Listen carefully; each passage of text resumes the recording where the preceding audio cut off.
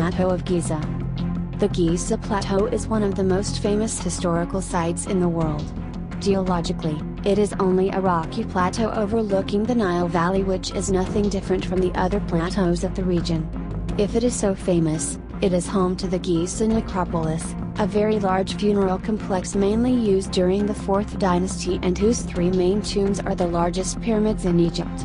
This plateau also hosts a large number of other buildings, such as temples, a village of workers, the Sphinx, etc. Plateau of Giza. Plateau of Giza. Geographic location. Giza is an Egyptian city located south of Cairo, in the suburbs of the country's capital, on the left bank of the Nile. At 8 kilometers west of the center is a rocky plateau of vaguely rectangular shape, measuring 1.6 by 1.9 kilometers side. It was he who served necropolis to the pharaohs of the 4th dynasty. Geologically, it's a limestone plateau. It is relatively uniform as evidenced by the constancy of its rock and the presence of many natural cavities dug by erosion due to the winds. It is leveled, but this leveling was done by the ancient Egyptians. Moreover, a mound has been preserved to serve as a basis for the Khafre pyramid, thus avoiding the size of many blocks. If the plateau is arid, no vegetation grows there today. It was at the time a vegetated area, as was the whole region. Indeed, there is a little less than 4,500 years ago this region was not desert but presented a landscape of savanna, which seems surprising to us today.